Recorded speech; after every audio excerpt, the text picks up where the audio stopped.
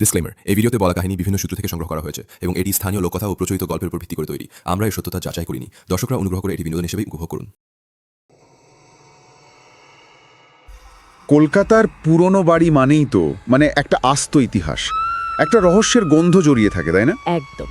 বিশেষ করে উত্তর কলকাতার ওই গলিঘুজির বাড়িগুলো। হ্যাঁ, ওই এক একটা অট্টালিকা যেন কত না বলা কথা বুকে চেপে দাঁড়িয়ে আছে, কিন্তু সব ইতিহাস তো আর সুখের হয় না। ঠিক। আজ আমরা বাগবাজারের ঠিক এমনই এক বাড়ি নিয়ে পাওয়া একটা বিবরণের গভীরে যাব। স্থানীয়রা যাকে এক ডাকে চেনে রক্তমুখী নীলকুঠি নামে। বাহ, নামটাতেই তো একটা গল্প আছে। আছেই তো। আর এই আলোচনার কেন্দ্রে রয়েছেন বাড়ির বর্তমান মালিক অনির্বাণ চ্যাটার্জি। ভদ্রলোক পেশায় সিভিল ইঞ্জিনিয়ার, প্রায় ২০ বছর লন্ডনে কাটিয়ে সম্প্রতি কলকাতায় ফিরে এসেছেন। আচ্ছা। ওনার উদ্দেশ্য ছিল একটাই, পৈতৃক বাড়িটা প্রমোটারকে দিয়ে একটা বহুতল বানানো।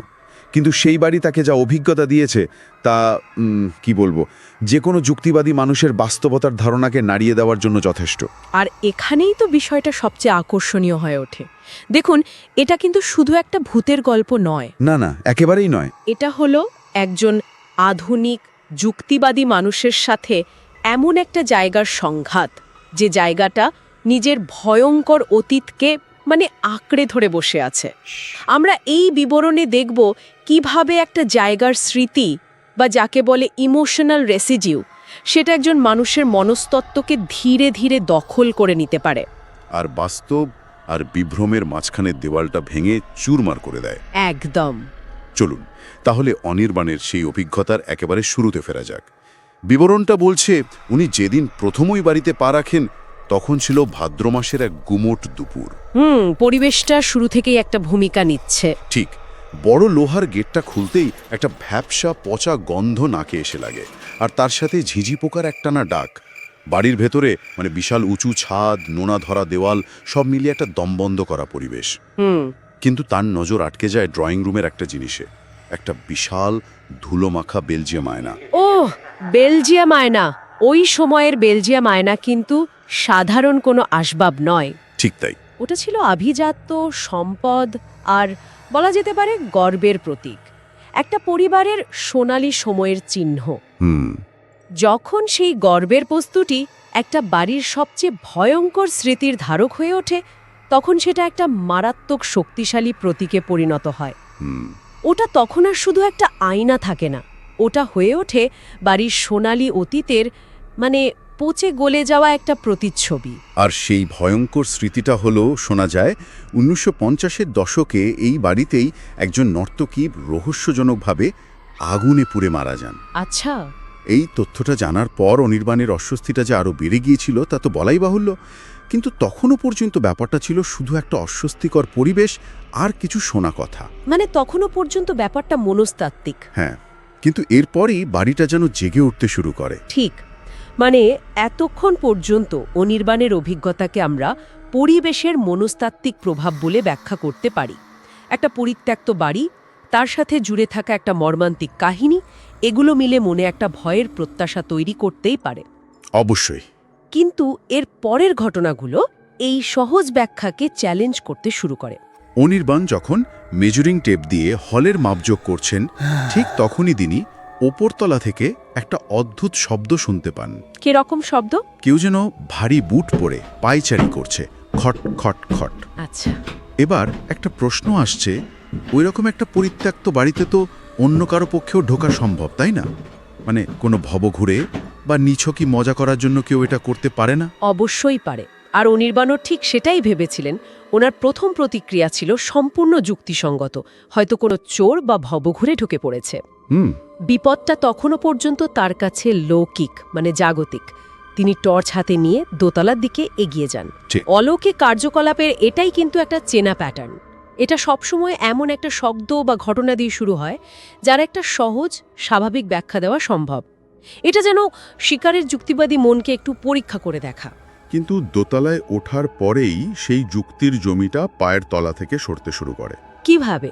পুরনো কাঠের সিঁড়ির প্রত্যেকটা ধাপ তার ভারে আর্তনাদ করে উঠছিল। আর বারান্দায় পৌঁছে তিনি যা দেখেন তার জন্য তিনি একেবারেই প্রস্তুত ছিলেন না। কি দেখলেন? মেঝের ওপর টাটকা লাল আলতার ছাপ। এক মিনিট। আলতা, এই শব্দটা কিন্তু এখানে খুব গুরুত্বপূর্ণ। হ্যাঁ, এটা কিন্তু শুধু একটা লাল রঙের ছাপ নয়, এটা একটা অত্যন্ত নির্দিষ্ট সাংস্কৃতিক চিহ্ন। আলতা সরাসরি নাচ, সাজসজ্জা এবং বিশেষ করে সেই নর্তকীর কিংবদন্তির সাথে যুক্ত। ঠিক। এটা যদি রক্তের ছাপ হতো তাহলে সেটা হতো একটা সাধারণ ভয়ের চিহ্ন, কিন্তু আলতার ছাপ ঘটনাটাকে একটা নির্দিষ্ট পরিচয় দিচ্ছে, যেন সেই অদৃশ্য সত্তা নিজের পরিচয়পত্র ফেলে রেখে গেছে। একদম। আর ছাপগুলো একটা বন্ধ ঘরের দরজার সামনে গিয়ে শেষ হয়েছে। এটা আর কোনো ভবঘুরি ওয়াজ বলে ওনার মনে হচ্ছে না। স্বাভাবিক। অনির্বাণ কাঁপা কাঁপা হাতে সেই ঘরের দরজাটা ঠেলতেই সেটা একটা কর্কশ শব্দ করে খুলে যায়। আর ভেতরে যা দেখেন তা আরও অদ্ভুত। কি ছিল ভেতরে? ঘরটা একদম ফাঁকা, ধুলোয় ভর্তি। শুধু ঘরের ঠিক মাঝখানে পড়ে আছে একটা পুরনো ভাঙা সেতার। এবার পুরো ছবিটা দেখুন। প্রথমে ভারী বুটের শব্দ, যা ঘুঙুর পড়া পায়ের নৃত্যের শব্দের মতো হতে পারে। হতে পারে, হ্যাঁ। তারপর আলতার ছাপ, যা একজন নর্তকীর দৃশ্যমান চিহ্ন। আর সবশেষে সেতার, যা সেই নৃত্যের সঙ্গীতের উৎস। এই তিনটি সূত্র মিলে একটা সম্পূর্ণ গল্প তৈরি হচ্ছে। ঠিক। সেই সত্তা শুধু ভয় দেখাচ্ছে না, সে নিজের অসমাপ্ত গল্পটা অনির্বাণকে বলতে চাইছে, তাকে যেন বাধ্য করছে গল্পের গভীরে প্রবেশ করতে। আর সেই গভীরে প্রবেশ করার মুহূর্তটা আসে ঠিক গোধূলি বেলায়, বিকেল 5:30 নাগাদ, যখন আলো আধারি খেলা শুরু হয়েছে। অনির্বাণ নিচে নামার জন্য ঘুরতেই সেই ভয়ঙ্কর ঘটনাটা ঘটে। তিনি স্পষ্ট অনুভব করেন এক জোড়া বরফ শীতল হাত তার শার্টের কলারটা পেছন থেকে খামচে ধরেছে। মানে সরাসরি শারীরিক স্পর্শ। হ্যাঁ, তিনি ছিটকে পেছনে ঘোরেন, কিন্তু সেখানে কেউ নেই। চারপাশ একদম ফাঁকা। এটা একটা মারাত্মক পর্যায়। এতক্ষণ যা কিছু ঘটছিল তা ছিল পরোক্ষ শব্দ, ছাপ, বস্তু, কিন্তু এবার এটা সরাসরি শারীরিক আক্রমণ। একদম। এটা ব্যক্তিগত পরিসরে অনুপ্রবেশ। একে আর মনের ভুল বা হ্যালুসিনেশন বলে উড়িয়ে দেওয়ার কোনো উপায় নেই।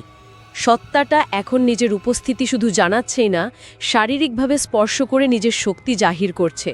ভয়টা এখন আর মানসিক নয়, শারীরিক। কিন্তু আসল আতঙ্কটা সেটা তখনও বাকি ছিল। এরপরেও হ্যাঁ, পেছনে কাউকে না দেখে তিনি যখন স্বস্তির নিঃশ্বাস ফেলার চেষ্টা করছেন, ঠিক তখনই তার চোখ পড়ে সামনের সেই বিশাল বেলজিয়াম আয়নাটার দিকে। আবার সেই আয়নাটা। আর আয়নায় নিজের প্রতিচ্ছবি দেখি তার রক্ত জমে বরফ হয়ে যায়। তিনি দেখেন আয়নার ভেতর তার ঠিক পেছনেই দাঁড়িয়ে আছে এক বীভৎস রমণী। পরনে ছেঁড়া একটা লাল বেনারসি, মুখটা অর্ধেক পুড়ে কয়লার মতো, আর একটা চোখ মানে কোটর থেকে বেরিয়ে ঝুলছে। ওহ মাই গড! দেখুন, মনোবিজ্ঞানে এই ধরনের ঘটনাকে স্ক্রাইংয়ের সঙ্গে তুলনা করা হয়। মানে আয়না বা অন্য কোনো চকচকে তলের দিকে তাকিয়ে কোনো বিশেষ দৃশ্য দেখার চেষ্টা করা। কিন্তু উনি তো চেষ্টা করেননি। ঠিক এখানেই পার্থক্যটা। অনির্বাণ কোনো চেষ্টা করেননি। আয়না নিজে থেকেই তাকে সেই বাস্তব আর অলৌকিকের মাঝখানের পর্দাটা ছিঁড়ে ভয়ঙ্কর দৃশ্যটা দেখিয়েছে। এটা প্রমাণ করে যে যা ঘটছে তা অনির্বাণের মনের ভেতর নয়, বরং সেই ক্ষণকানের মধ্যে অন্য এক স্তরে ঘটনাটা ঘটছে। আয়নাটা শুধু সেই স্তরটাকে দেখানোর মাধ্যম হিসেবে কাজ করল। ওই দৃশ্য দেখার পর তার আর এক মুহূর্ত ওখানে দাঁড়ানোর সাহস ছিল না। তিনি প্রাণপণে সিঁড়ি দিয়ে নিচে নামতে শুরু করেন। আর ঠিক সেই মুহূর্তে কি হলো? গোটা নিস্তব্ধ বাড়িটা হাজার হাজার ঘুঙুরের শব্দে কেঁপে ওঠে। ঝমঝম ঝমঝম, মনে হচ্ছিল যেন এক অদৃশ্য নর্তকী তার চারপাশে তাণ্ডব নৃত্য শুরু করেছে। অবিশ্বাস্য। তিনি কোনো ক্রমে নিচতলার হলঘরে পৌঁছান, কিন্তু দেখেন সদর দরজাটা ভেতর থেকে বিশালাকার শিকল দিয়ে বন্ধ। অথচ তা স্পষ্ট মনে আছে তিনি দরজাটা হাট করে খোলা রেখে এসেছিলেন। এটা একটা ক্লাসিক কৌশল, যাকে বলে ট্র্যাপিং বা ফাঁদে ফেলা। পালানোর সমস্ত পথ বন্ধ করে দেয়া হচ্ছে। ঠিক, ঘুঙুরের শব্দ দিয়ে মানসিক চাপ তৈরি করা হচ্ছে, আর বন্ধ দরজা দিয়ে শারীরিকভাবে আটকে ফেলা হচ্ছে। এটা শিকারকে কোণঠাসা করে ফেলার একটা প্রক্রিয়া, যাতে সে পুরোপুরি অসহায় বোধ করে এবং সত্তাটা নিজের শর্ত আরোপ করতে পারে। আর সেই অসহনীয় চাপের মধ্যে অন্ধকার ফুরে ভেসে আসে একটা ফ্যাসফ্যাসে নারী কণ্ঠের স্বর। বিড়বিড় করে কেউ যেন বলছে, অনির্বাণ, রক্ত না দিলে এই কুঠির মালিক হওয়া যায় না। এই সংলাপটা পুরো ঘটনার মোড় ঘুরিয়ে দেয়। এটা শুধু ভয় দেখানো নয়। না, এটা একটা দাবি, একটা শর্ত। রক্ত আর মালিকানা, এই দুটো শব্দ লক্ষ্য করুন। এটা কোনো সাধারণ ভূতের গল্প নয়। এটা জমি, অধিকার আর বলিদানের এক আদিম কাহিনীর মতো শোনাচ্ছে। বিশেষ করে কলকাতা বা যে কোনো বড় শহরে, যেখানে জমির দখল নিয়ে এত জটিলতা, এত লড়াই, সেখানে এই সংলাপটা একটা অন্য মাত্রা যোগ করে। যেন বাড়ির সেই সত্তাটা জমির আদিম নিয়মটা মনে করিয়ে দিচ্ছে। মালিকানো অর্জন করতে হলে মূল্য চোকাতে হয়, রক্ত দিয়ে। এই কথাটা শোনার পর অনির্বাণের আর ভাবার মতো অবস্থা ছিল না। হঠাৎই একটা জানলার কাঁচ সশব্দে ভেঙে পড়ে। ওহ, অনির্বাণ সেটাকে মুক্তির পথ হিসেবে দেখেন এবং এক মুহূর্ত দেরি না করে সেই ভাঙা জানলা দিয়েই বাইরে লাফ দেন। বাইরে তখন ঝমঝম করে বৃষ্টি নেমেছে। প্রকৃতির সেই তাণ্ডব যেন তার ভেতরের ঝড়টারই প্রতিচ্ছবি। ঠিক তাই। এই পলায়নের মরিয়া চেষ্টাটা তার মানসিক অবস্থার চরম পর্যায়টা তুলে ধরছে। তার যুক্তিবাদী মন, তার ইঞ্জিনিয়ারিংয়ের নিখুঁত হিসাব সবকিছু ভেঙে পড়েছে। এখন শুধু বেঁচে ফেরার আদিম প্রবৃত্তিটাই কাজ করছে। হ্যাঁ, একটা ইন্টারেস্টিং বিষয় হলো বাইরের বৃষ্টিটা। অনেক প্যারানর্মাল থিওরিতে বলা হয় জল বা প্রাকৃতিক দুর্যোগের সময় এই ধরনের শক্তির প্রকাশ বেড়ে যায়। এখানেও যেন প্রকৃতি আর অতিপ্রাকৃত মিলেমিশে একাকার হয়ে গেছে। কিন্তু গল্পের সবচেয়ে আশ্চর্যজনক এবং অস্বস্তিকর মোড়টা আসে এর পরে। ট্যাক্সিতে ওঠার পর অনির্বাণ পকেটে হাত দিয়ে দেখেন তার মেজারিং টেপটা নেই। নেই? তাহলে কি ছিল? এই অংশটা বিবরণে যেভাবে লেখা আছে তাতে বিশ্বাস করা কঠিন। বলা হয়েছে মেজারিং টেপের বদলে তার পকেটে ছিল একগুচ্ছ শুকনো রজনীগন্ধা ফুল আর এক টুকরো পোড়া মানুষের চামড়া। এক মিনিট, কি বললেন? পোড়া চামড়া? হ্যাঁ, এই একটা ডিটেল পুরো ঘটনাকে মনস্তাত্ত্বিক ব্যাখ্যা থেকে বের করে এনে ভৌত জগতে দাঁড় করিয়ে দেয়। প্যারানর্মাল চর্চায় একে অ্যাপোর্ট বলা হয়, অর্থাৎ অলৌকিকভাবে এক জায়গা থেকে অন্য জায়গায় বস্তু নিয়ে আসা বা এক বস্তুকে অন্য বস্তুতে পরিণত করা। আচ্ছা। দেখুন, এতক্ষণ পর্যন্ত অনির্বাণের অভিজ্ঞতাকে চরম মানসিক চাপ বা হ্যালুসিনেশন বলে ব্যাখ্যা করার একটা ক্ষীণ সুযোগ ছিল। কিন্তু এই বস্তুগুলো, শুকনো ফুল, পোড়া চামড়া, এগুলো তো ফিজিক্যাল এভিডেন্স। ঠিক। এগুলো যদি সত্যি হয় তাহলে মানতে হবে যে অভিজ্ঞতাটা শুধু মানসিক স্তরে সীমাবদ্ধ ছিল না। সেই অদৃশ্য সত্তা তার জগতে শুধু প্রবেশই করেনি, নিজের জগতের কিছু জিনিস তার জগতে রেখেও গেছে, একটা ভয়ঙ্কর স্মারক হিসেবে। এই ঘটনার পর 10 বছর কেটে গেছে। অনির্বাণ সেই বাড়ির ত্রিসীমানায় আর যাননি। প্রমোটিংয়ের পরিকল্পনা তো দূরের কথা, তিনি ওই এলাকাটাই এড়িয়ে চলেন। কিন্তু গল্পটা এখানেই শেষ হয়নি। শেষ হয়নি? না, বিবরণ বলছে আজও 10 বছর পরেও মাঝরাতে তার ফোনে অজানা নম্বর থেকে ফোন আসে, আর ফোনটা ধরলেই ওপার থেকে কোনো কথা শোনা যায় না। তাহলে শুধু ভেসে আসে সেই তীক্ষ্ণ কর্কশ ঘুঙুরের শব্দ। ওহ, এ দীর্ঘস্থায়ী প্রভাবটা সবচেয়ে ভয়ের। একে আমরা দুটো দৃষ্টিকোণ থেকে দেখতে পারি। কি রকম? পোস্ট ট্রমাটিক স্ট্রেস ডিসঅর্ডার বা PTSD ক্লাসিক লক্ষণ হতে পারে। ভয়ঙ্কর কোনো অভিজ্ঞতার পর মানুষ বছরের পর বছর ধরে তার ফ্ল্যাশব্যাক বা দুঃস্বপ্ন দেখে। এখানে ফোনের রিংটোনটা হয়তো একটা ট্রিগার হিসেবে কাজ করছে, যা তার মস্তিষ্কে সেই ভয়ঙ্কর স্মৃতিকে, ঘুঙুরের শব্দকে আবার জাগিয়ে তুলছে। কিন্তু বিবরণে বলা হচ্ছে অজানা নম্বর থেকে ফোন আসে। হ্যাঁ, এটাই ঘটনাটাকে আরও জটিল করে তোলে।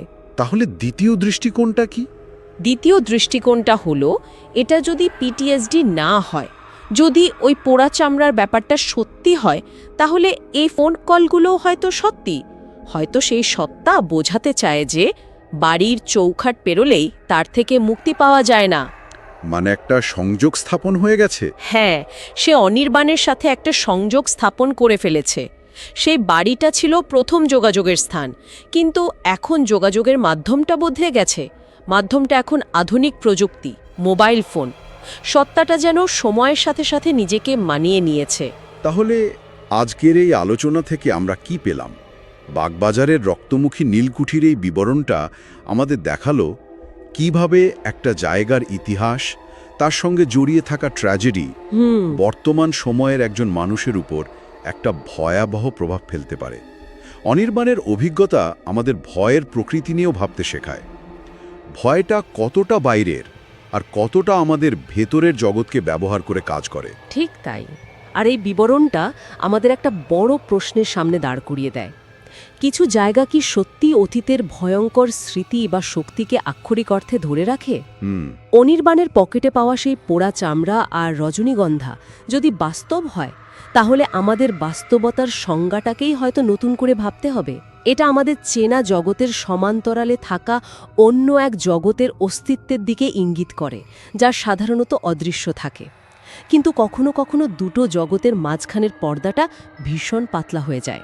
সবশেষে শ্রোতাদের ভাবনার জন্য একটা প্রশ্ন রেখে যেতে চাই।